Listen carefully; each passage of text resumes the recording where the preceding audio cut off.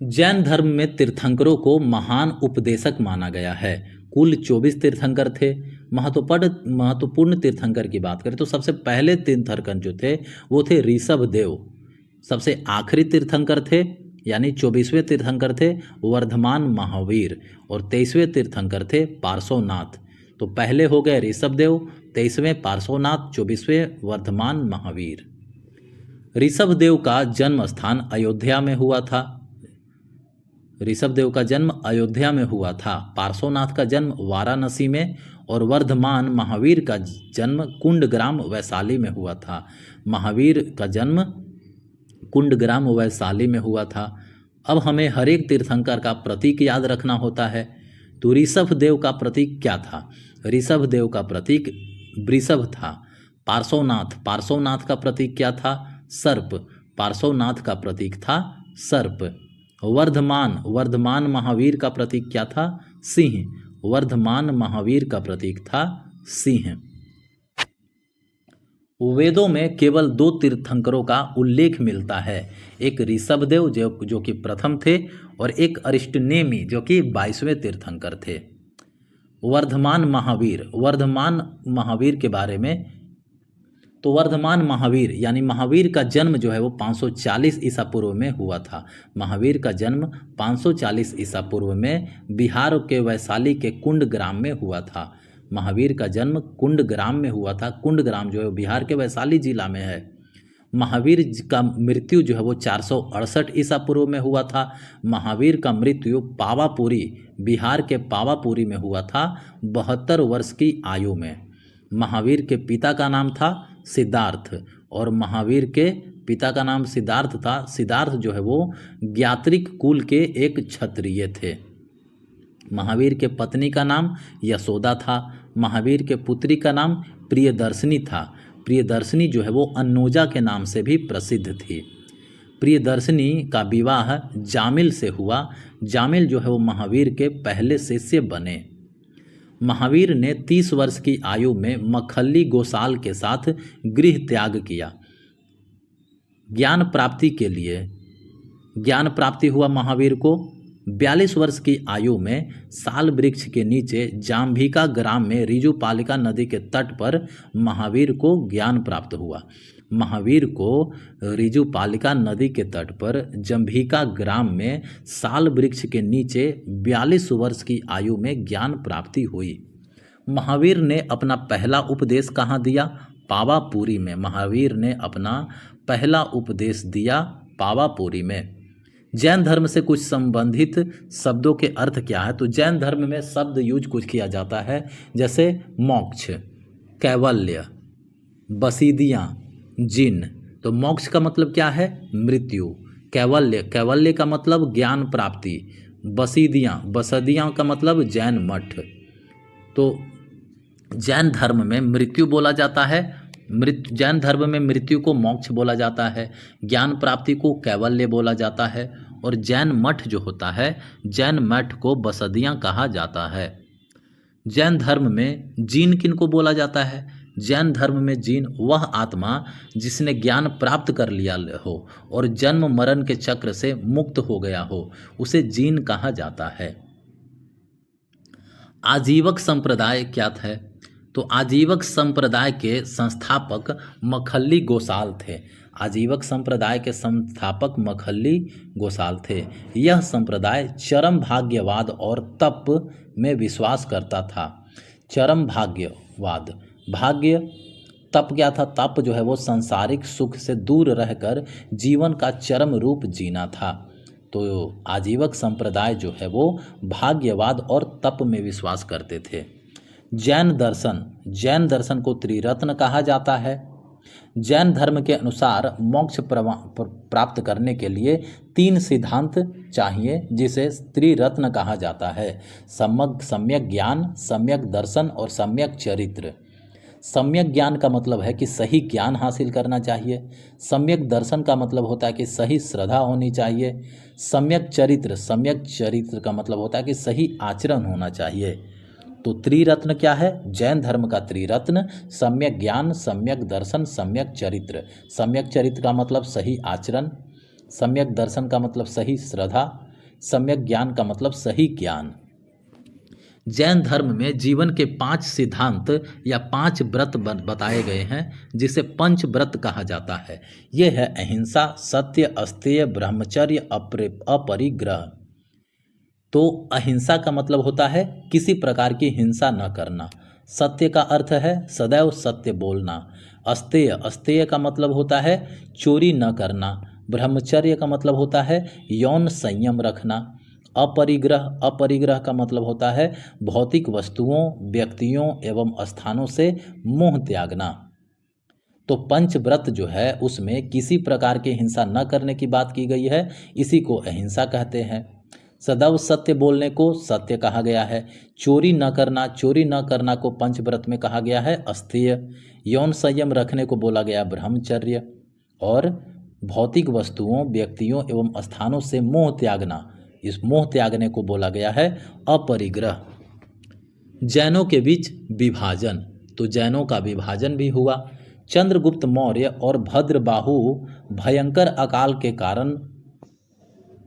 कारण मगध छोड़कर कर्नाटक चले गए और श्रवणबेलगोला जो कि कर्नाटक में है वहाँ पे जाकर के बस गए, जहाँ चंद्रगुप्त मौर्य ने जैन धर्म अपना लिया। उन्होंने अंततः सल्लेखना यानी अनुष्ठान उपवास अपना लिया और उनकी मृत्यु हो गई। इस बीच जैनियों के एक अन्य समूह ने स्थूलभद्र ने नेतृत्व में मगध में ही रहना चुना।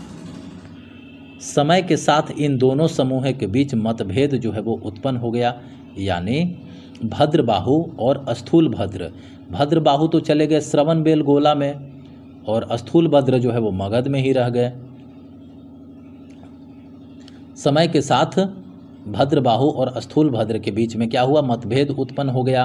भद्रबाहु के अनुयायी जो दक्षिण की ओर चले गए कठोर तपस्वी प्रथाओं का पालन करते थे, जिसमें त्याग के प्रतीक के रूप में निर्वस्त्रा भी शामिल थी और वे दिगंबर के रूप में जाने जाते थे।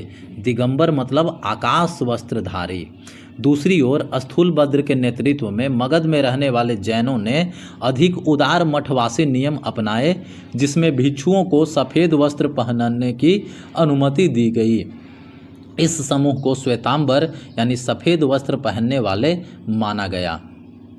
जैन संगति, तो 2 जैन संगति हुआ, पहला जैन संगति और दूसरा जैन संगति।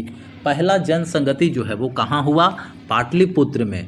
दूसरा जैन संगति जो है वो कहाँ हुआ, वल्लभी गुजरात में। पहला जैन संगति कब हुआ, 298 ईसा पूर्व में। दूसरा जैन संगति हुआ 512 ईस्वी में। पहला जैन संगति के अध्यक्ष स्थूलभद्र थे। पहला जैन संगति जो है वो बिंदुसार के संरक्षण काल में हुआ था। तो पहला जैन संगति के अध्यक्ष स्थूलभद्र थे। पहला जैन संगति हुआ था पाटलिपुत्र में 298 ईसा पूर्व में। पहला जैन संगति के संरक्षक थे बिंदुसार। बिंदुसार जो है वो चंद्रगुप्त मौर्य के पुत्र थे। दूसरा जैन संगति जो है वो वल्लभी गुजरात में हुआ 512 ईस्वी में। जैन धर्म की कुछ महत्वपूर्ण पुस्तकें हैं, जैसे भगवती सूत्र, तत्वार्थ सूत्र, आगम सूत्र, कल्प सूत्र। महाजनपदों का उल्लेख मिलता है भगवती सूत्र में। जैन धर्म के पवित्र ग्रंथ माना जाता है आगम सूत्र को। भद्रबाहु ने प्रथम जैन संगति का बहिष्कार किया था। भद्रबाहु ने प्रथम जैन संगति जो है उसका बहिष्कार किया। जैन साहित्य जो है वो प्राकृत भाषा में लिखा गया है। जैन साहित्य जो है वो कौन सी भाषा में लिखा गया है, जैन साहित्य जो है वो प्राकृत भाषा में लिखा गया है। अब है कुछ जैन धर्म के स्थापत्य। स्थापत्य की बात करें तो रॉक कट गुफा मंदिर, हाथी गुम्फा गुफाएं, उदयगिरी और खंडगिरी गुफाएं, दिलवाड़ा जैन मंदिर, गोमतेश्वर या बाहुबली की प्रतिमा, एलोरा गुफाएं और खजुराहो। तो रॉक कट गुफा मंदिर कहाँ है, रॉक कट गुफा मंदिर जो है वो उड़ीसा में है। हाथी गुम्फा गुफाएं कहाँ है, हाथी गुम्फा गुफाएं जो है वो उड़ीसा खारवेल में है। हाथी गुफा खारवेल ने बनाया था, उड़ीसा में है। उदयगिरी और खंडगिरी गुफाएं, उदयगिरी और खंडगिरी गुफाएं जो है वो उड़ीसा में है। दिलवाड़ा जैन मंदिर जो है वो राजस्थान के माउंट आबू पर्वत पर है। गोमतेश्वर या बाहुबली की प्रतिमा, गोमतेश्वर या बाहुबली की प्रतिमा कर्नाटक के श्रवणबेलगोला में है। एलोरा गुफाएं, एलोरा गुफाएं जो है वो महाराष्ट्र में है। खजुराहो, खजुराहो जो है वो कहाँ है? मध्य प्रदेश में। तो ये थे जैन धर्म से संबंधित जानकारी। अब बात करते हैं बौद्ध धर्म के बारे में। बौद्ध धर्म, बौद्ध धर्म में हम लोग पढ़ते हैं गौतम बुद्ध के बारे में। गौतम बुद्ध जो है वो शाक्य कुल से संबंधित थे। शाक्य कुल से संबंधित है गौतम बुद्ध। गौतम बुद्ध ने शाक्य मुनि और तथागत के नाम से भी जाना जाता था। गौतम बुद्ध को शाक्य मुनि भी कहा जाता था, तथागत भी कहा जाता था। गौतम बुद्ध का जन्म 563 ईसा पूर्व नेपाल के लुम्बिनी में हुआ था। गौतम बुद्ध का जन्म नेपाल के लुम्बिनी में हुआ था 563 ईसा पूर्व। गौतम बुद्ध का मृत्यु जो है वो 483 ईसा पूर्व कुशीनगर उत्तर प्रदेश में हुआ था। गौतम बुद्ध का मृत्यु उत्तर प्रदेश के कुशीनगर में 483 ईसा पूर्व में हुआ था।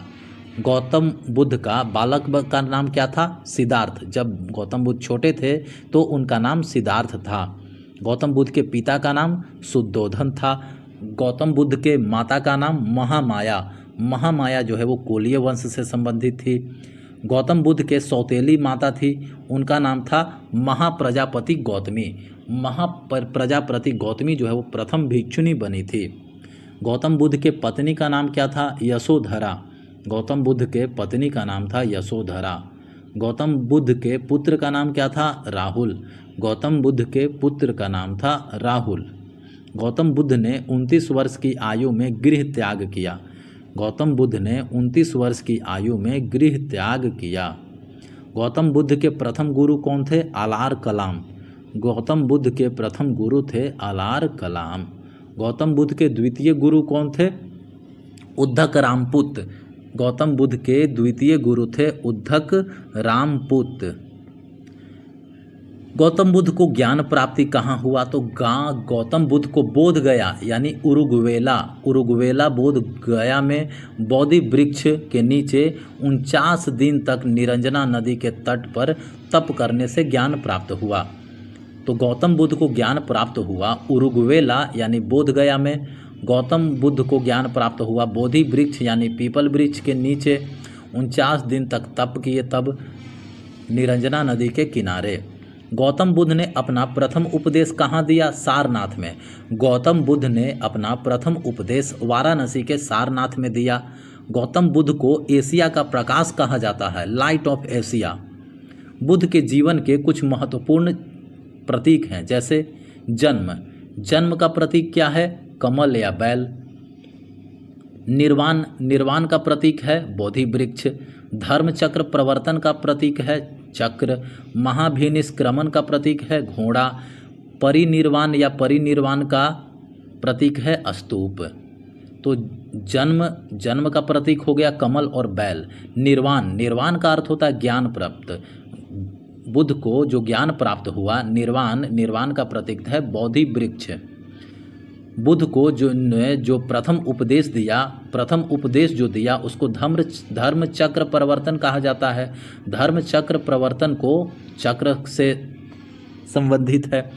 गृह त्याग का प्रतीक है घोड़ा। बुद्ध के गृह त्याग को महाभिनिष्क्रमण कहा जाता है। और बुद्ध के महापरिनिर्वाण यानी मृत्यु का प्रतीक है स्तूप। बौद्ध धर्म का दर्शन। बौद्ध धर्म के 4 आर्य सत्य हैं। तो पहला दुख का सत्य, दूसरा दुख के कारण का सत्य, तीसरा दुख के अंत का सत्य और चौथा दुख के अंत तक पहुँचने के मार्ग का सत्य, जिसे अष्टांगिक मार्ग कहा जाता है।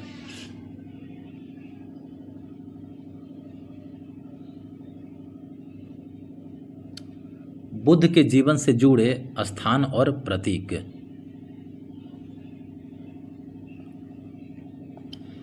बुद्ध के अष्टांगिक मार्ग क्या थे? तो बुद्ध के अष्टांगिक मार्ग थे तो यह दुखों के अंत के लिए अपनाया जाता था। बुद्ध के अष्टांगिक मार्ग में आते थे सम्यक स्मृति, सम्यक दृष्टि, सम्यक संकल्प, सम्यक समाधि, सम्यक वाणी, सम्यक कर्म, सम्यक प्रयास और सम्यक आजीविका। चौथी बौद्ध संगति में बौद्ध धर्म जो है वो दो संप्रदायों में विभाजित हो गया था, महायान और हीनयान। बौद्ध धर्म के त्रिरत्न थे, बुद्ध, धम्म और संघ। बुद्ध, धम्म, संघ। संघ जो है वो भिक्षुओं का समुदाय था। बौद्ध संगति जो है वो परीक्षा के लिए बहुत ही महत्वपूर्ण है। 4 संगति हुए थे, पहला, दूसरा, तीसरा, चौथा। पहला संगति कब हुआ था? 483 ईसा पूर्व में। दूसरा संगति कब हुआ था? 383 ईसा पूर्व। तीसरा संगति 250 ईसा पूर्व। चौथा संगति 72 ईसा पूर्व में हुआ था। पहला संगति कहाँ हुआ था? राजगृह में हुआ था पहला संगति। दूसरा संगति हुआ था वैशाली में। तीसरा संगति पाटलिपुत्र में। चौथा संगति जो है वो कश्मीर के कुंडल वन में हुआ था। पहला संगति के दौरान अध्यक्ष कौन थे? पहला संगति में अध्यक्ष थे महाकश्यप। दूसरा संगति में अध्यक्ष थे सबाकामी। तीसरी संगति में अध्यक्ष थे मोगलीपुत्र तिस। चौथा संगति में अध्यक्ष थे वसुमित्र। पहली संगति जो है वो के समय कौन से शासक थे? पहली संगति हुई थी अजातशत्रु के संरक्षण में। द्वितीय संगति हुई थी कालाशोक के संरक्षण में। तीसरी संगति हुई थी अशोक के संरक्षण में। चौथा संगति हुआ था कनिष्क के संरक्षण में। बारी बारी से फिर से पढ़ते हैं। प्रथम संगति जो है वो 483 ईसा पूर्व में हुआ। राजगीर में महाकश्यप अध्यक्ष थे और अजातशत्रु शासक थे।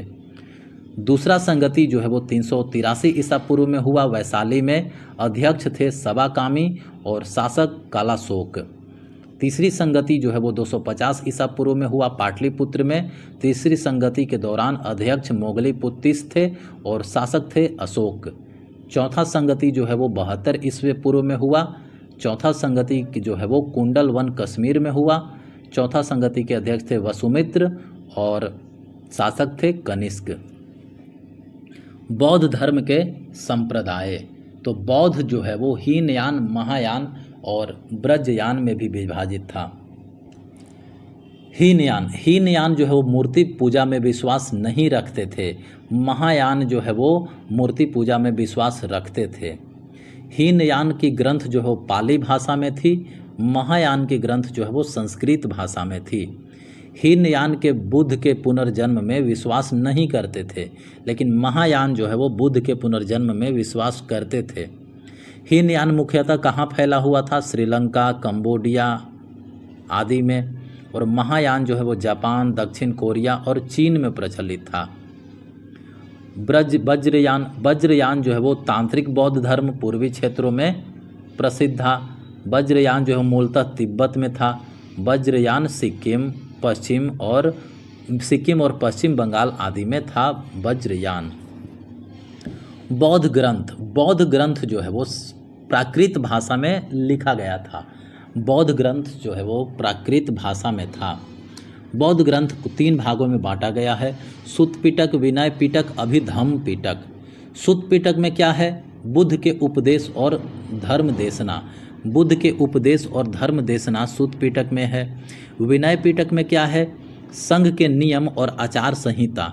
संघ के नियम और आचार संहिता जो है वो विनय पिटक में है। बुद्ध की शिक्षाओं का सारांश। बुद्ध के शिक्षाओं का सारांश जो है वो है कहाँ? बौद्ध धर्म में, ये अभिधम्म पिटक में। बुद्ध की शिक्षाओं का सारांश है अभिधम्म पिटक में। थेरवाद बौद्ध धर्म का उद्गम जो है वो भारत में हुआ था। थेरवाद बौद्ध धर्म का उद्गम भारत में हुआ। पिटक का अर्थ क्या है? पिटक का अर्थ है टोकरी। पिटक का अर्थ क्या है? पिटक का अर्थ है टोकरी। पाली भाषा में मिलिंद और नागसेन के बीच संवाद था। मिलिंद पन्हो जो है वो पाली भाषा में लिखा गया है। मिलिंद पन्हो जो है वो किस भाषा में लिखा गया है? पाली भाषा में।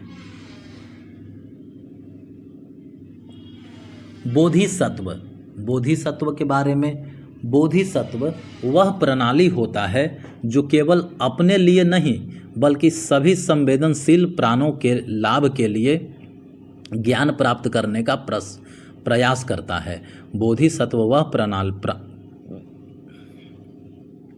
बोधिसत्व वह प्राणी होता है जो केवल अपने लिए नहीं बल्कि सभी संवेदनशील प्राणियों के लाभ के लिए ज्ञान प्राप्त करने का प्रयास करता है। बोधिसत्व महायान बौद्ध धर्म का केंद्रीय विचार है, जहाँ बोधिसत्व अपने निर्वाण विलंबित करते हैं ताकि दूसरों को मोक्ष प्राप्त करने में सहायता कर सकें। कुछ प्रसिद्ध बोधिसत्व की बात करें तो पद्मपाणि, वज्रपाणि और मंजूश्री। पद्मपाणि, जिसे अवलोकितेश्वर के नाम से भी जाना जाता है। वज्रपाणि जो रक्षक और मार्गदर्शक बोधिसत्व हैं। मंजूश्री जो ज्ञान का प्रतिनिधित्व करते हैं और भविष्य के बुद्ध माने जाते हैं। संस्कृत भाषा में बुद्धचरित जो है वो संस्कृत भाषा में लिखा गया है। बुद्धचरित की रचना अश्वघोष ने किया है। अश्वघोष द्वारा रचित बुद्ध की जीवनी को बुद्धचरित्र कहते हैं। जातक कथाएं भी संस्कृत भाषा में लिखा गया है। बुद्ध के पूर्व जन्म की जो कथाएं हैं वह जातक कथाएं में वर्णित है, जिनमें वे मानव और पशु दोनों रूपों में प्रकट हुए। बुद्ध से जुड़े कुछ शब्द हैं, जैसे जिसका अर्थ क्या है। चैत्य क्या होता है? चैत्य पूजा स्थल होता है। विहार जो है वो भिक्षुओं के रहने का स्थान होता है। धम्म जो है वो धर्म या शिक्षाएं से संबंधित है। स्तूप बुद्ध के अवशेषों का स्थान होता है। स्तूप बौद्ध स्तूप की बात करें तो कुछ स्तूप, और वो कहाँ पे हैं वो तो केसरिया स्तूप जो है वो बिहार में है। भारत का सबसे बड़ा स्तूप है केसरिया स्तूप, जो कि बिहार में है। धामेक स्तूप जो है वो उत्तर प्रदेश के सारनाथ में है। रामभर स्तूप जो है वो उत्तर प्रदेश के कुशीनगर में है।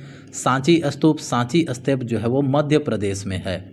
भारत का सबसे पुराना स्तूप है सांची स्तूप, जो कि मध्य प्रदेश में है। शांति स्तूप लद्दाख में है। शांति स्तूप जो है वो सफ़ेद रंग का है। चीर टोपे यानी धर्मराजी का स्तूप जो है वो पाकिस्तान के तक्षशिला में है। पिपरहवा स्तूप जो है वो उत्तर प्रदेश में है। सर्वप्रथम शाक्य वंश द्वारा निर्माण किया गया था पिपरहवा स्तूप। भरहुत स्तूप जो है वो मध्य प्रदेश में है। बोरोबुदुर स्तूप जो है वो इंडोनेशिया के जावा में है। दुनिया का सबसे बड़ा स्तूप है बोरोबुदुर स्तूप। केसरिया स्तूप की बात करें तो केसरिया स्तूप की खोज किसने किया था? कॉलिन मैकेंजी ने। केसरिया स्तूप की खोज कॉलिन मैकेंजी ने किया था। उत्खनन करता थे के मुहम्मद। नोट नाम ड्रालिंग मठ एक बौद्ध मठ है। यह बायलाकुप्पे कर्नाटक में स्थित है। नाम ड्रालिंग मठ जो है वो कर्नाटक में स्थित है और इसे द गोल्डन टेम्पल के नाम से भी जाना जाता है। कुछ और महत्वपूर्ण मठ है, जैसे थिक्से मठ कहाँ है? लद्दाख में। थिक्से मठ जो है वो कहाँ है? लद्दाख में। हैमिस मठ जो है वो कहाँ है? लद्दाख में। रूमटेक मठ जो है वो सिक्किम में है। की गोम्पा मठ जो है वो हिमाचल प्रदेश में है। अलची गोम्पा मठ लद्दाख में है। अब है बौद्ध धर्म के कुछ 8 पवित्र स्थल। तो बौद्ध धर्म के 8 पवित्र स्थल में आते हैं लुम्बिनी, बोधगया, सारनाथ, कुशीनगर, राजगीर, वैशाली, श्रावस्ती, संकीसा। बौद्ध धर्म के 8 प्राचीन स्थल हो गए लुम्बिनी, राजगीर, बोधगया, वैशाली, सारनाथ, श्रावस्ती, कुशीनगर और संकीसा। सांची स्तूप जो है भारत का सबसे पुराना स्तूप है, जिसका निर्माण 3री शताब्दी ईसा पूर्व में राजा अशोक द्वारा कराया गया। सांची स्तूप का निर्माण जो है वो किसने किया? राजा अशोक ने किया। स्तूप पर नक्काशी शुंग राजवंश द्वारा बलुआ पत्थर का उपयोग करके की गई थी। सांची स्तूप में 4 प्रवेश द्वार उत्तर, दक्षिण, पश्चिम और पूर्व दिशा से है। सांची स्तूप का सर्वप्रथम खोज हेनरी टेलर ने 1818 ईस्वी में किया। चेतियागिरी उत्सव जो है वो सांची में मनाया जाता है। बुद्ध के दो महत्वपूर्ण शिष्य थे, सारीपुत और मोगलाना। सारीपुत और मोगलाना के अवशेष सांची स्तूप में रखे गए हैं। स्तूप के कुछ भाग जिनको अंड, तोरण, मेधी, वेदिका, प्रदक्षिणापथ और ये सब बोलते हैं। तो अंड क्या होता है? अर्धगोलाकार गुंबद। अर्धगोलाकार गुंबद भाग जो होता है उसको अंड कहते हैं। स्तूप के प्रवेश द्वार जो होता है उसको तोरण कहते हैं। स्तूप में जो पद स्थल मार्ग होता है उसको मेधी कहते हैं। स्तूप का जो रेलिंग होता है उसको वेदिका कहते हैं। स्तूप के चारों ओर परिक्रमा करने का मार्ग होता है उसे प्रदक्षिणापथ कहते हैं। सालभंजिका यक्षी, बुद्ध की माता के साल वृक्ष के नीचे बुद्ध को जन्म देने का संदर्भ है यह। तो ये था बुद्ध धर्म के बारे में और जैन धर्म के बारे में। महाजनपद आर्यों को वैदिक काल के दौरान सबसे शक्तिशाली माना जाता था, जनजाति माना जाता था, और बाद के वैदिक काल के अंत तक वे धीरे धीरे महाजनपद में परिवर्तित हो गए। उन्होंने जनपद नामक भौगोलिक इकाइयों का गठन किया। तो आर्य मिल कर के जनजाति बनाए, कई जनजाति मिल कर के जन बनाए, जन से जनपद बना और जनपद से महाजनपद बना। जन आर्यों का सुदृढ़ीकरण था। महाजनपद तो कुल जो है वो 16 महाजनपद है। ये महाजनपद का स्रोत क्या है? तो महाजनपद का स्रोत है कि ग्रंथ अष्टाध्यायी, संस्कृत में एक ग्रंथ है अष्टाध्यायी जो है वो पाणिनि द्वारा लिखा गया है। संस्कृत व्याकरण पर प्राचीनतम ग्रंथ है अष्टाध्यायी। 4वीं और 4वीं और 6वीं शताब्दी ईसा पूर्व में रचना किया गया था। इससे भी 16 महाजनपद की सूची मिलती है। बौद्ध कुछ साहित्य हैं जैसे अंगुतर निकाय में 16 महाजनपदों का उल्लेख है। दीघा निकाय में 12 महाजनपदों का उल्लेख है। जैन साहित्य है भगवती सूत्र जो है वो, तो महाजनपद तो एकात्मक एक ही शासन द्वारा संचालित थे या गणराज्य अनेक शासकों द्वारा संचालित थे, जिसे अल्पतंत्र भी कहा जाता था। तो महाजनपद की सूची भगवती सूत्र से भी मिलती है। तो भगवती सूत्र, जैन साहित्य भगवती सूत्र, बौद्ध साहित्य अंगुतर निकाय और एक अष्टाध्यायी जो कि संस्कृत ग्रंथ है पाणिनि द्वारा लिखित, उससे 16 जनपदों की सूची प्राप्त होती है। महाजनपद जो है या तो एकात्मक यानी एक ही शासक द्वारा संचालित किया जाता था, या फिर गणराज्य यानी अनेक शासकों द्वारा संचालित किया जाता था, जिसे अल्पतंत्र भी कहा जाता था। निम्नलिखित महाजनपद गणराज्य थे जैसे कुरु, कंपोज, वज्जी, मल्ल, अस्मक। तो महाजनपद की सूची: अंग महाजनपद, मगध महाजनपद, काशी, वत्स, कोसल, सुरसेन, पांचाल, कुरु, मत्स्य, चेदी, अवंती, गांधार, कंबोज, अस्मक, वज्जी और मल। तो हमें महाजनपदों की राजधानी और वो वर्तमान में किस क्षेत्र में है ये याद करना होता है। तो अंग की राजधानी कहाँ थी? अंग की राजधानी चंपा, मगध की राजधानी राजगृह, काशी की राजधानी वाराणसी थी, वत्स की राजधानी कौशाम्बी, कोसल की राजधानी श्रावस्ती या अयोध्या, सुरसेन की राजधानी मथुरा, पांचाल की राजधानी अहिछत्र या काम्पिल्य, कुरु की राजधानी इंद्रप्रस्थ, मत्स्य की राजधानी विराटनगर थी, चेदी की राजधानी सोथियवती या फिर वांदा थी, अवंती की राजधानी उज्जैन या माहिष्मती थी, गांधार की राजधानी तक्षशिला थी, कंबोज की राजधानी पूंछ थी, अस्मक की राजधानी प्रतिष्ठान थी, वज्जी की राजधानी जो है वो वैशाली थी, मल्ल की राजधानी कुशीनारा थी।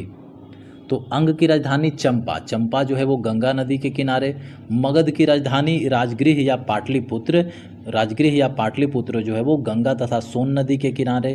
काशी की राजधानी वाराणसी थी, वाराणसी जो है वो गोमती नदी के किनारे। वत्स की राजधानी कौशाम्बी, कौशाम्बी जो है वो गंगा नदी के किनारे थी। कोसल की राजधानी श्रावस्ती या अयोध्या, श्रावस्ती या अयोध्या जो है वो सरयू नदी के किनारे। सुरसेन की राजधानी मथुरा, मथुरा जो है वो यमुना नदी के किनारे थी। पंचाल की राजधानी अहिछत्र या काम्पिल्य, अहिछत्र या काम्पिल्य जो है वो गंगा नदी के किनारे थी। कुरु की राजधानी जो है वो इंद्रप्रस्थ जो है वो यमुना नदी के किनारे थी। मत्स्य की राजधानी जो है वो विराटनगर जो है वो यमुना नदी के किनारे। चेदी या चेतीय की राजधानी सोथीवती या फिर वांदा थी, सोथीवती, वांदा या केन तथा बेतवा नदी के किनारे। अवंती जो है वो अवंती की राजधानी उज्जैन या माहिष्मती थी। उज्जैन जो है वो उत्तरी राजधानी और दक्षिणी राजधानी माहिष्मती थी। अवंती की उत्तरी राजधानी उज्जैन, अवंती की दक्षिणी राजधानी माहिष्मती। उज्जैन और माहिष्मती जो है वो शिप्रा तथा नर्मदा नदी के किनारे थी। गांधार की राजधानी तक्षशिला जो है वो सिंधु नदी के किनारे थी।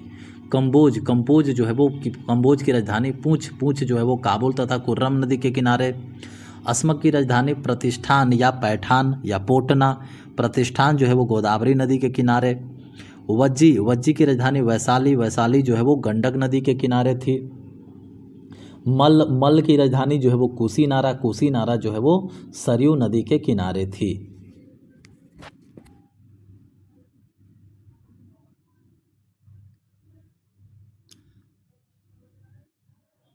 तो वज्जी जो है वो 8 कुलों से मिल करके बना था, जिनमें 3 सर्वाधिक शक्तिशाली राज्य थे, ज्ञात्री कुल, विदेह कुल और लिच्छवी। मगध के उत्थान के कारण क्या है? तो मगध के उत्थान के कारण क्या है? तो इसकी अनुकूल भौगोलिक स्थिति, क्योंकि मगध जो है वो गंगा के दक्षिण में स्थित था। मगध की राजधानी राजगृह था। राजगृह जो है वो 5 पहाड़ियों से घिरी हुई थी तथा पाटलिपुत्र जो है वो गंगा और सोन नदियों के संगम पर स्थित था। बड़ी संख्याओं में हाथियों की उपलब्धता थी, क्योंकि यह दलदली दोआब क्षेत्र था। महान शासकों का नेतृत्व रहा मगध में। लौह खद्यानों की उपलब्धता थी झारखंड क्षेत्र में। अब बात करते हैं मगध राजवंश की। मगध राजवंश की बात करें तो मगध राजवंश में सबसे पहला वंश जो आता है वो है हर्यक वंश। हर्यक में वंश में सबसे पहला शासक बिंबिसार जो है वो 544 ईसा पूर्व से लेकर के 492 ईसा पूर्व तक शासक रहा। बिंबिसार को श्रेणी कहा जाता है। अंग महाजनपद के विरुद्ध सैन्य अभियान किया बिंबिसार ने 3 शादी किया, कौशला देवी से, चेलना और खेमा से। कौशला देवी जो थी वो कौशल नरेश के पुत्र प्रसेनजीत की बहन थी। चेलना जो है वो लिच्छवी राजकुमारी थी और खेमा जो है वो मद्रकुल जो कि पंजाब क्षेत्र में था, मद्रकुल से संबंधित थी खेमा। बिंबिसार ने अपने चिकित्सक जीवक को उज्जैन भेजा। राजा प्रघोत को पीलिया रोग हो गया था, उनके उपचार के लिए। अजातशत्रु की बात करें तो चेलना और बिंबिसार का पुत्र था अजातशत्रु लिच्छवी और वैशाली को अजातशत्रु ने जीत लिया। कौशल नरेश को पराजित किया और उनकी पुत्री से विवाह कर लिया अजातशत्रु ने। प्रथम बौद्ध संगति जो है वो अजातशत्रु के संरक्षण में हुआ था। बाद में अजातशत्रु ने अपने पिता बिंबिसार की हत्या करके गद्दी पर बैठ गया। अजातशत्रु बुद्ध और महावीर के समकालीन थे। बुद्ध और महावीर के समकालीन थे अजातशत्रु। उदायीन ने अपनी राजधानी राजगृह से पाटलिपुत्र स्थानांतरित की। पाटलिपुत्र को ही वर्तमान में पटना के नाम से जाना जाता है। हर्यक वंश के बाद जो वंश आता है वो है शिशुनाग वंश। शिशुनाग वंश के संस्थापक कौन थे? शिशुनाग वंश के संस्थापक थे शिशुनाग ने अवंती को पराजित कर मगध में मिला लिया। शिशुनाग में ही आता है कालाशोक के समय द्वितीय बौद्ध संगति हुआ था। हर्यक वंश में ये मगध में तीसरा वंश जो आता है वो आता है नंद वंश के संस्थापक कौन थे? नंद वंश के संस्थापक थे महापद्मनंद। महापद्मनंद को उपाधि मिला था एक राट। एक राट का अर्थ होता है साम्राज्य निर्माता या क्षत्रियों का उन्मूलक। नंद वंश में ही एक शासक थे धनानंद। धनानंद के शासन काल में अलेक्जेंडर ने भारत पर आक्रमण किया 326 ईसा पूर्व में। धनानंद जो है वो नंद वंश के अंतिम शासक थे। धनानंद नंद वंश के अंतिम शासक थे। हाइडस्पीस का युद्ध। हाइडस्पीस का युद्ध जो है वो सिकंदर और पोरस के बीच झेलम नदी के तट पर लड़ा गया। इस युद्ध में पोरस जो है पराजित हुआ 326 ईसा पूर्व में। उस समय के मगध में समाज की बात करें तो कुछ बर्तन यूज किया जाता था जिसे मृद भांड कहा जाता था। तो उत्तरी काली चमकदार मिट्टी के पात्र होते थे जिसको NBPW के नाम से भी जाना जाता था। मुद्राएं। व्यापार के लिए चांदी की छिद्रित मुद्राएं प्रचलित थी। निष्क और शतमान जैसे स्वर्ण मुद्राएं भी प्रचलित थी। मगध के समय निष्क और शतमान जैसे स्वर्ण मुद्राएं भी प्रचलित थी। मगध में व्यापार तो कारीगरों और व्यापारियों ने श्रेणी यानी गिल्ड नामक संघों का गठन किया जिन्हें सामूहिक रूप से निगमा कहा जाता था। शिल्प और स्थापत्य की बात करें तो शिल्प कला जो है वो पैतृक थी। लोहे के हल ने साम्राज्य की कृषि सफलता में महत्वपूर्ण भूमिका निभाई। हड़प्पा के बाद दूसरा नगरीकरण था यह मगध। प्रशासन की बात करें तो मगध का प्रशासन ग्राम प्रधान को भोजक कहा जाता था। मगध में ग्राम प्रधान को भोजक कहा जाता था। किसानों को भाग नामक कर देना पड़ता था जो उनकी उपज का 1/6 भाग होता था। गृहपति जो है वो संपन्न भूमिपति होते थे जो अपने खेतों पर दासों या किरायों के मजदूरों से कार्य करवाते थे। बलि राजा को स्वैच्छिक भेंट थी, यह अनिवार्य नहीं थी। शुल्क प्रचलित था जिसे सैलकिक या शुल्काध्यक्ष नामक अधिकारी एकत्रित करता था। तो ये था कुछ मगध के बारे में और महाजनपद के बारे में।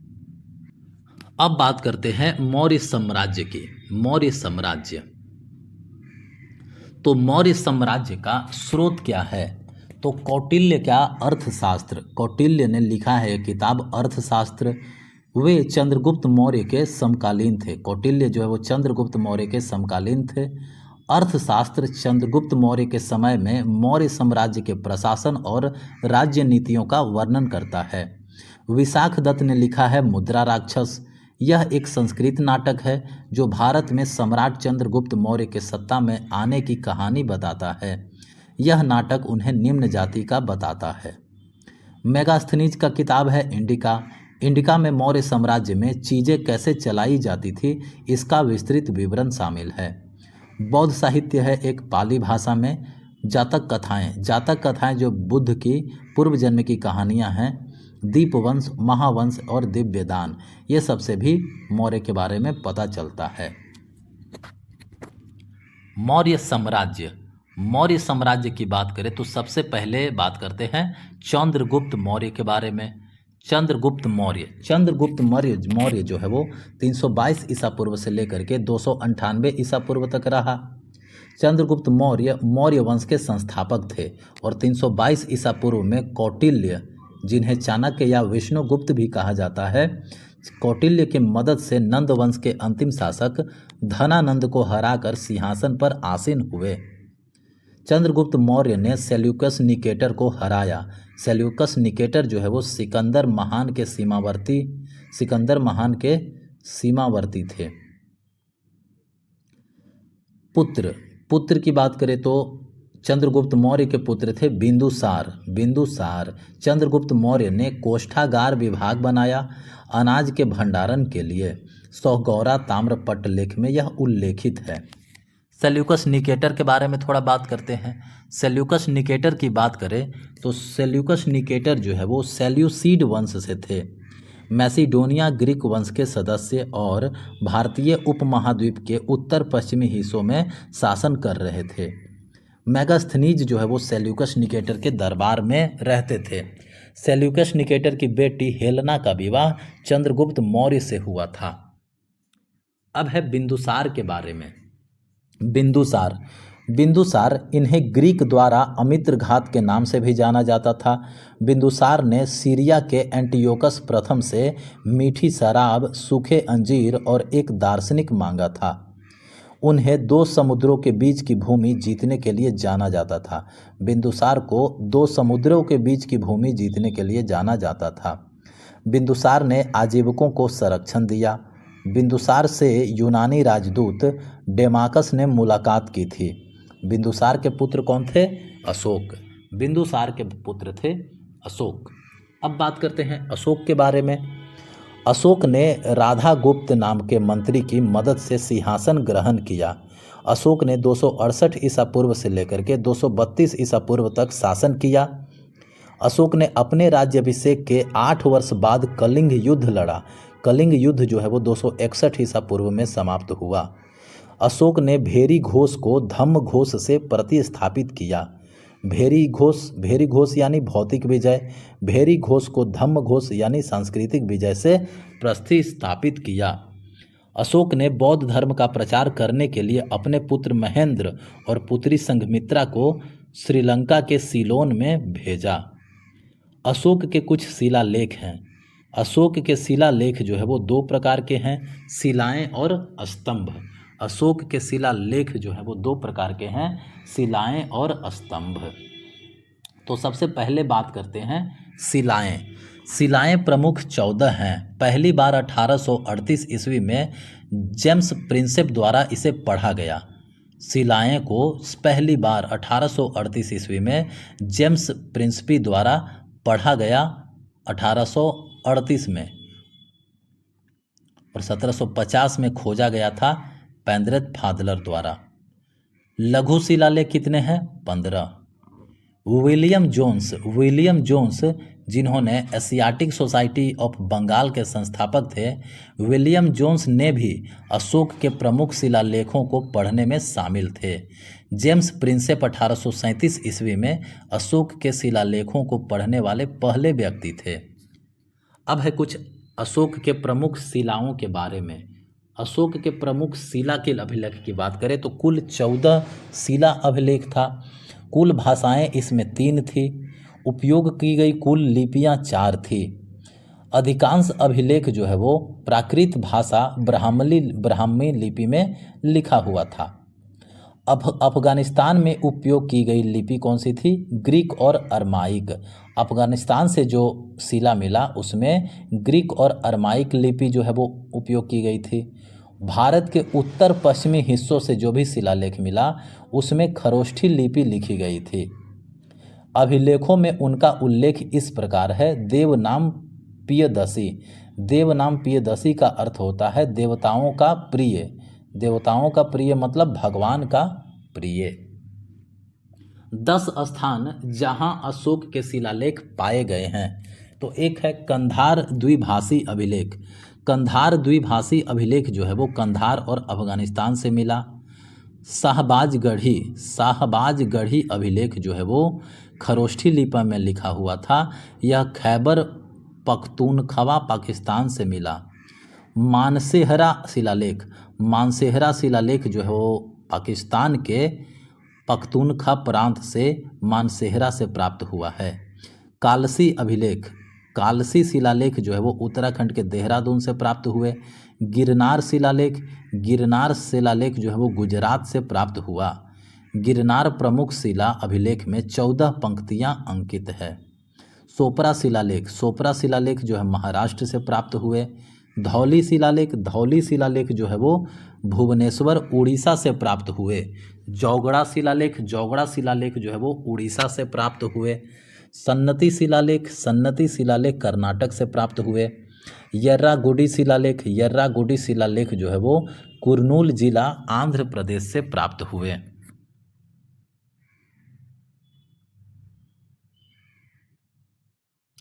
अब है कुछ अशोक के 14 प्रमुख शिलालेख। अशोक के जो 14 प्रमुख शिलालेख है उसमें क्या क्या अंकित किया गया है। तो अशोक का जो पहला शिलालेख है उसमें क्या है अंकित? तो अशोक के पहले शिलालेख में पशुवध पर प्रतिबंध किया गया है।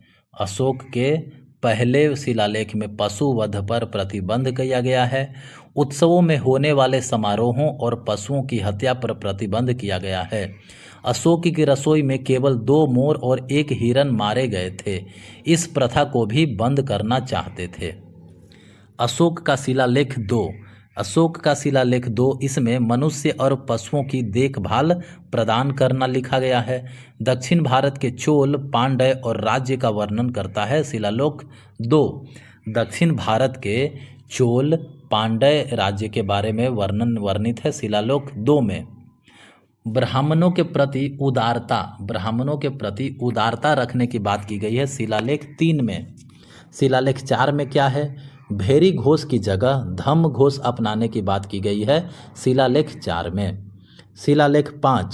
शिलालेख 5 में दासों के प्रति नीति पर चिंताएं करने की बात की गई है। दासों के प्रति जो नीति है उस पर चिंता करने की बात की गई है शिलालेख 5 में। शिलालेख 6 में क्या कहा गया है? कल्याणकारी उपाय करने को कहा गया है शिलालेख 6 में। शिलालेख 7 में सभी धर्मों के प्रति सहिष्णुता का अनुरोध किया गया है।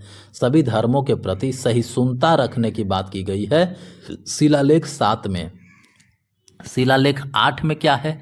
शिलालेख 8 अशोक की बोध गया और बोधि वृक्ष की पहली धम्म यात्रा का वर्णन है शिलालेख 8 में। अशोक जो बोध गया गए थे और बोधि वृक्ष के बाद में वर्णन है शिलालेख 8 में। शिलालेख 9 में क्या है? तो लोकप्रिय समारोह की निंदा करता है और धम्म के समारोह पर जोर देता है। लोकप्रिय समारोह का निंदा किया गया शिलालेख 9 में, और शिलालेख 9 में धम्म के समारोहों पर जोर दिया गया है। शिलालेख 10 में क्या है? तो शिलालेख 10 ख्याति और महिमा की इच्छा की निंदा करता है। यह धम्म की लोकप्रियता पर जोर देता है। शिलालेख 11 में क्या है? धम्म का विस्तार पूर्वक वर्णन किया गया है। शिलालेख 11 में धम्म का विस्तार पूर्वक वर्णन किया गया है। शिलालेख 12 में क्या है? विभिन्न धार्मिक संप्रदायों के बीच सहिष्णुता के लिए अनुरोध निर्देशित और निर्धारित किया गया है। शिलालेख 12 में विभिन्न धार्मिक संप्रदायों के बीच सहिष्णुता के लिए अनुरोध किया गया है और निर्देश निर्धारित किया गया है। शिलालेख 13 में क्या है? अशोक के शिलालेख 13 में कलिंग युद्ध जो हुआ था उस पर अशोक के विजय का वर्णन है। कलिंग युद्ध के बारे में वर्णित है शिलालेख 13 में। शिलालेख 14 में क्या है? शिलालेख 14 में क्या है? तो देश के विभिन्न भागों में उत्कीर्णित अभिलेखों का वर्णन किया गया है शिलालेख 14 में। तो पशु पर वध जो है वो प्रतिबंध कर दिया गया था कौन से शिलालेख में? शिलालेख 1 में। भेरी घोष की जगह धम्म घोष अपनाया गया कौन से शिलालेख में? भेरी घोष की जगह धम्म घोष अपनाया गया शिलालेख 4 में। सभी धर्मों के प्रति सहिष्णुता की बात की गई है कौन से शिलालेख में? शिलालेख 7 में।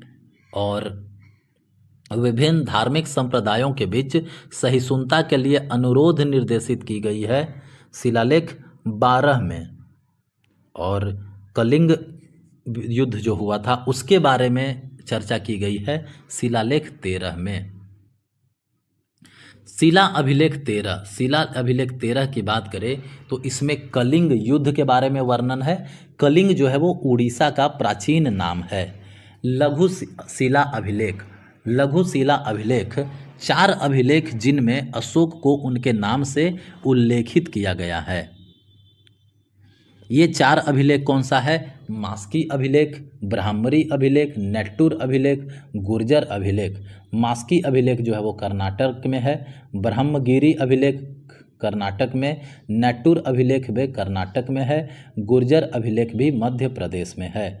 तो मास्की अभिलेख, ब्रह्मगिरी अभिलेख, नेट्टूर अभिलेख और गुर्जर अभिलेख में अशोक को अशोक के नाम से वर्णित किया गया है।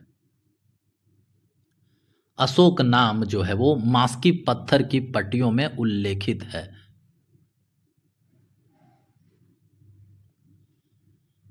अब है स्तंभ अभिलेख। स्तंभ अभिलेख की बात करें तो दिल्ली टोपरा स्तंभ अभिलेख, कुल स्तंभ अभिलेख जो है वो 7 है, ये 7 पंक्ति में।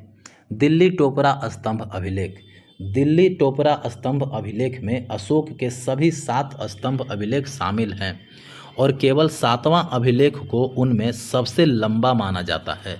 7वां अभिलेख जो है वो सबसे लंबा है। दिल्ली टोपरा स्तंभ को फिरोज शाह तुगलक द्वारा हरियाणा से दिल्ली स्थानांतरित किया गया। लौरिया अरेराज और लौरिया नंदनगढ़, लौरिया अरेराज और लौरिया नंदनगढ़ ये दोनों जो है वो बिहार में है। लौरिया अरेराज और लौरिया नंदनगढ़ दोनों बिहार में है। रामपुरवा बैल स्तंभ शीर्ष, रामपुरवा बैल स्तंभ शीर्ष जो है यह केवल बैल पाया गया है इसमें। फिर है एक अशोक स्तंभ, अशोक स्तंभ में 4 शेर हैं, पहिया भी बना हुआ है, अबेकस बना हुआ है और उल्टा कमल बना हुआ है।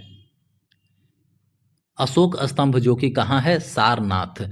इसे 24 जनवरी 1950 को राष्ट्रीय प्रतीक के रूप में अपनाया गया और यह अशोक के धम्म परिवर्तन को दर्शाता है।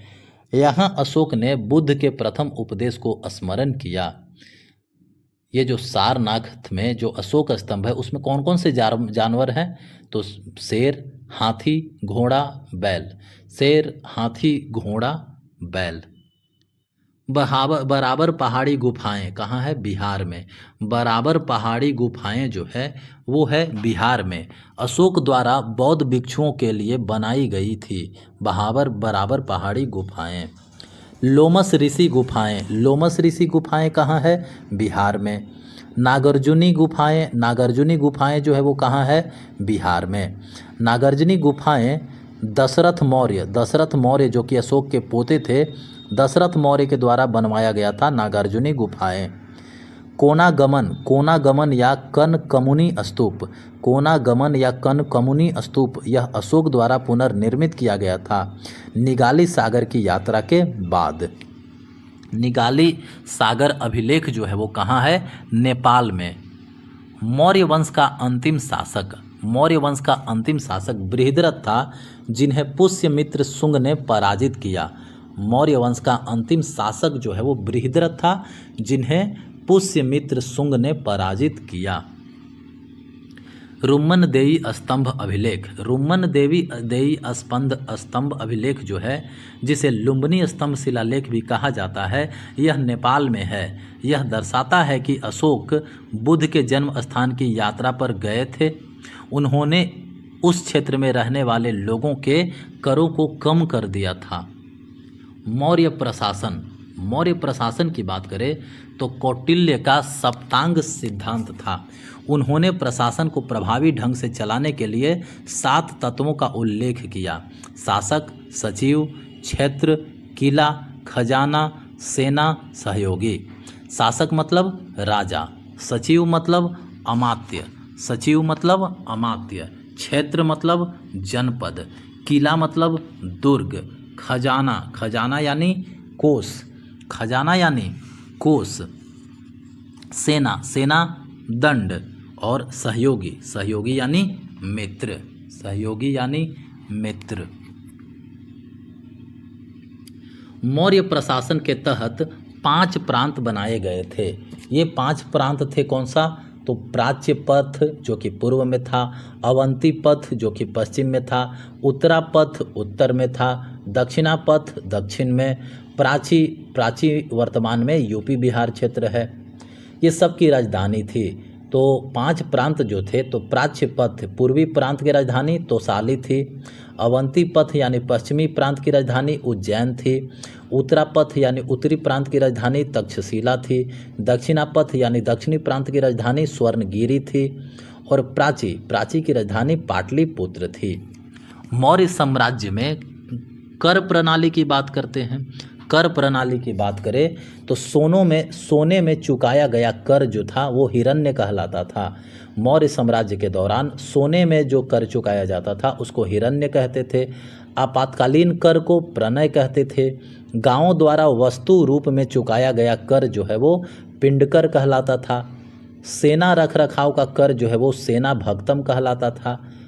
अतिरिक्त कर जो था उसको पार्श्वम कहते थे। तो हिरण्य कौन से कर को कहते थे? सोने के में जो चुकाया जाता था। प्रणय आपातकालीन कर को कहते थे। पिंड कर गांवों के द्वारा वस्तु रूप में चुकाया जाता था। सेना भक्त सेना के लिए कर दिया जाता था। और पार्श्वम जो है वो एक अधिक कर था। अब है दो प्रकार के न्यायालय, एक था धर्मस्थीय न्यायालय और दूसरा था कंटक शोधन न्यायालय। धर्मस्थीय न्यायालय जो था वह व्यवहारिका था, यानी निजी विवाद को सुलझाता था। कंटक शोधन न्यायालय जो है वो प्रदेष्टा था, यह राज्य और जनता के बीच के विवाद को सुलझाता था। मौर्य साम्राज्य के समय जो कुछ अधिकारी थे वो कौन कौन से अधिकारी थे? तो सन्निधाता, समाहर्ता, गोपा, अक्षपटलिक, नगरक, सीताध्यक्ष, संस्थाध्यक्ष, नावाध्यक्ष, अश्वाध्यक्ष, शुल्काध्यक्ष, धम महामता। सन्निधाता कौन होते थे? तो मुख्य कोषाध्यक्ष अधिकारी जो था, मुख्य कोषाध्यक्ष अधिकारी उसको सन्निधाता कहते थे। राजस्व का सामान्य संग्रहक जो था उसको समाहर्ता कहा जाता था। लेखांकन के लिए जो जिम्मेदार थे उन्हें गोपा कहा जाता था। लेखा महालेखा या लेखा परीक्षा अधिकारी जो थे वो अक्षपटलिक कहलाते थे। नगर प्रशासन के लिए जो जिम्मेदार थे उन्हें नगरक कहा जाता था। कृषि अधीक्षक जो थे उनको सीताध्यक्ष कहा जाता था। बाजार के लिए जो जिम्मेदार थे उन्हें संस्थाध्यक्ष कहा जाता था। जहाज़ों के जो अधीक्षक होते थे उन्हें नावाध्यक्ष कहा जाता था। घुड़सवार सेना के कमान अधिकारी जो होते थे यानी घोड़े वाली जो फौज, उन्हें अश्वाध्यक्ष कहा जाता था। सीमा शुल्क का जो अधीक्षक था उसे शुल्काध्यक्ष कहा जाता था। अशोक द्वारा बनाया गया नया पद ताकि यह सुनिश्चित किया जा सके कि लोग धम्म के सिद्धांतों का पालन कर रहे हैं या नहीं, उसके लिए धम्म महामता का पद बनाया गया था। मेगास्थनीज के अनुसार प्रशासन जो है वो इस प्रकार था इंडिका किताब में। नगर पालिका प्रशासन में 6 समितियां थी और प्रत्येक में 5 सदस्य थे। सेना में भी 6 समितियां थी और प्रत्येक में 5 सदस्य थे। अर्थशास्त्र के अनुसार की बात करें तो महिलाओं का समाज में उच्च स्थान था और वे सेना का हिस्सा भी हो सकती थी।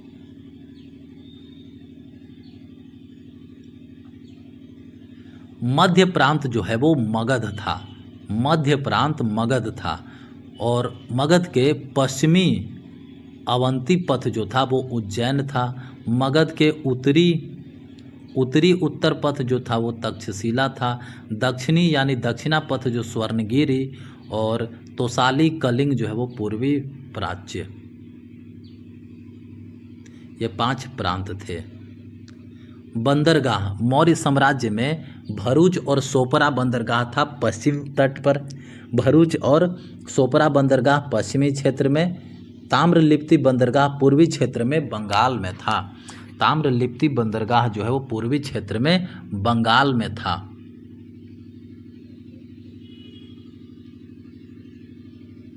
प्रांतीय प्रशासन, मौर्य की प्रांतीय प्रशासन की बात करें तो समाज जो है वो समाज 4 वर्णों में विभाजित था। मेगास्थनीज के अनुसार, इंडिका के अनुसार समाज जो है वो 7 वर्गों में विभाजित था और समाज में कोई गुलामी मौजूद नहीं थी। 7 वर्गों में जो समाज था वो कौन कौन सा समाज था? तो दार्शनिक, कृषक, शिकारी और चरवाहे, व्यापारी, योद्धा, निरीक्षक, परामर्शदाता। तो 7 वर्ग कौन से थे? PCS 2C, PCS 2C। P मतलब फिलोसफर्स यानी दार्शनिक, C मतलब कल्टीवेटर्स या फार्मर्स यानी कृषक, S मतलब शेफर्ड या हंटर्स, शिकारी और चरवाहे, TWO, T मतलब व्यापारी यानी ट्रेडर्स, W से वॉरियर मतलब योद्धा, O से ओवरसीयर यानी स्पाई, निरीक्षक जासूस, और C से काउंसिलर मतलब परामर्शदात्री। अत्यजा क्या था? बिना किसी जाति के अंत्यजा कहलाता था। विवाह के 8 प्रकारों का उल्लेख किया गया था और तलाक की अनुमति नहीं थी मौर्य काल में। अब बात करते हैं मौर्य उत्तरकालीन राजवंश। मौर्य वंश के अंतिम शासक बृहद्रथ मौर्य की हत्या उसने सेनापति पुष्यमित्र शुंग ने की। उसके कारण शुंग वंश की शुरुआत हुई। मौर्य वंश के अंतिम शासक बृहद्रथ मौर्य की हत्या उसके ही सेनापति पुष्यमित्र शुंग ने की, जिसके कारण शुंग वंश की शुरुआत हुई। बात करते हैं शुंग वंश की। शुंग वंश के संस्थापक कौन थे? पुष्यमित्र शुंग। पुष्यमित्र शुंग जो है वो शुंग वंश के संस्थापक थे। शुंग वंश की राजधानी कहाँ थी? विदिशा वर्तमान में मध्य प्रदेश में है। पुष्यमित्र शुंग ने ब्राह्मण धर्म का पालन किया और कृष्ण के भक्त थे। पुष्यमित्र शुंग ने बौद्ध धर्म को आश्रय दिया। पुष्यमित्र शुंग के पुत्र थे कौन? अग्निमित्र। अग्निमित्र जो है वो कालिदास के नाटक मालविकाग्निमित्र में अग्निमित्र और मालविका के प्रेम की कथा है। कालिदास के द्वारा लिखा गया नाटक एक है मालविकाग्निमित्र। मालविकाग्निमित्र में अग्निमित्र और मालविका के बारे में प्रेम कथा है। पतंजलि की पुस्तक है महाभाष्य। महाभाष्य के अनुसार पुष्यमित्र शुंग ने 2 अश्वमेध यज्ञ किए।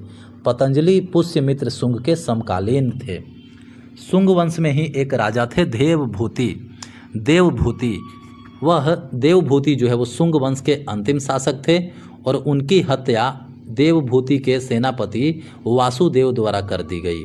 देवभूति की हत्या देवभूति के ही सेनापति वासुदेव के द्वारा किया गया और वासुदेव ने कन्नौ वंश की स्थापना कर दी। कन्नौ वंश के संस्थापक कौन हुए? वासुदेव। कन्नवों को शुंग भृत्य